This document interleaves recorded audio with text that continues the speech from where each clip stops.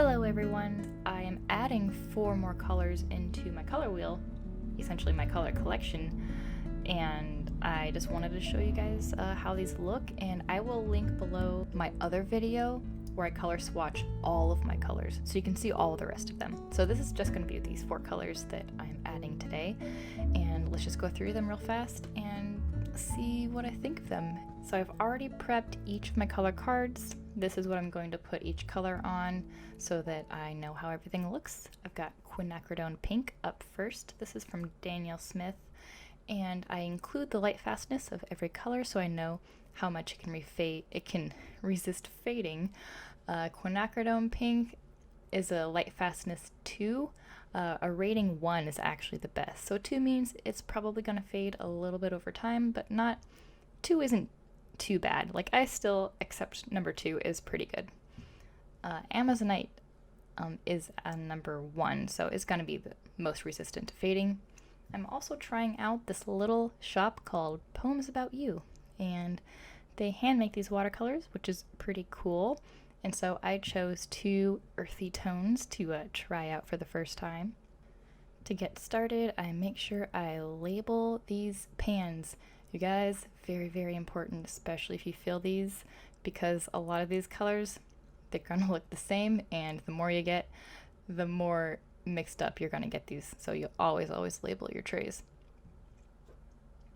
The way that I do my swatches is I would probably do this differently, but this is just how I started out, so I stick to it. The top bar is the pigment, like just loaded it on there as thick as I can, so that's going to be like the true solid darkest state of every color. And then below that is where I do like a gradient. So I painted on from dark to light or washed out with more water. That way I can see all of the different in-between tones that each color can make.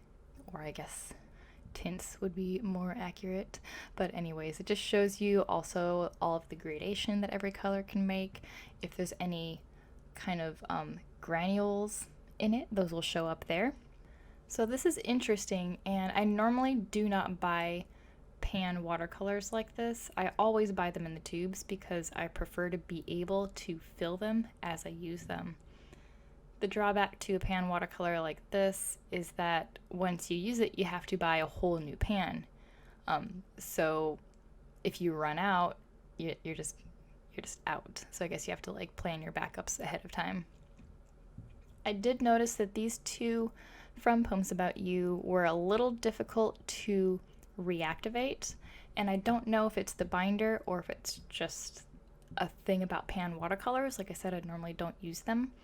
But I really had to dig in there with a lot of water and scrub it to get a nice solid pigment load so I can really see what the color truly was. Once they're dry, I get a good look at their true colors. And this quinacridone pink I really like because I'm trying to replace other pinks that I don't normally use too often, and I feel a good pink is really valuable in every palette.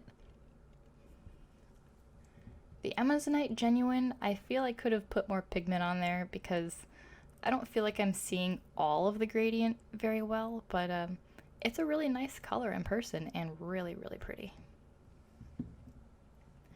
The red earth is gorgeous. I'm a sucker for granulation in paints because they really add a lot of character to a painting, especially if you do a lot of nature work like I do.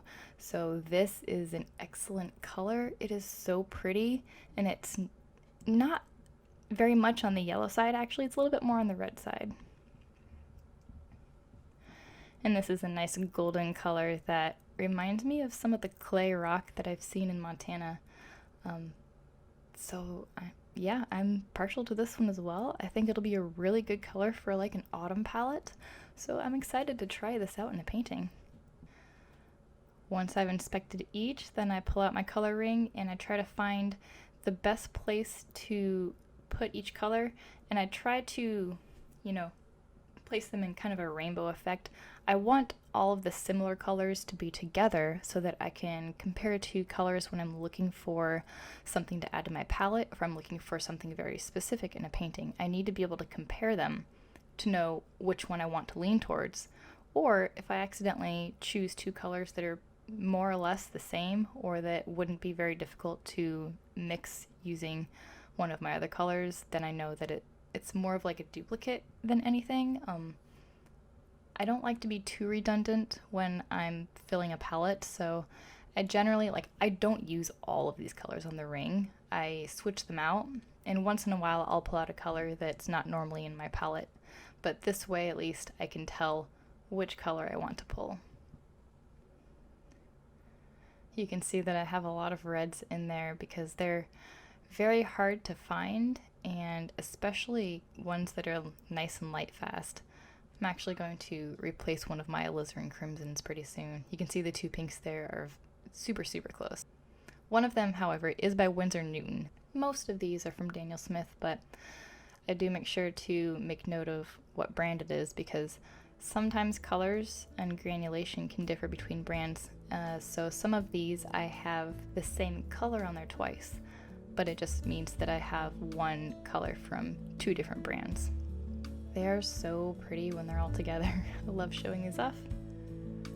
Alright, you guys, that's everything. I'll put all the links down below if you want to capture,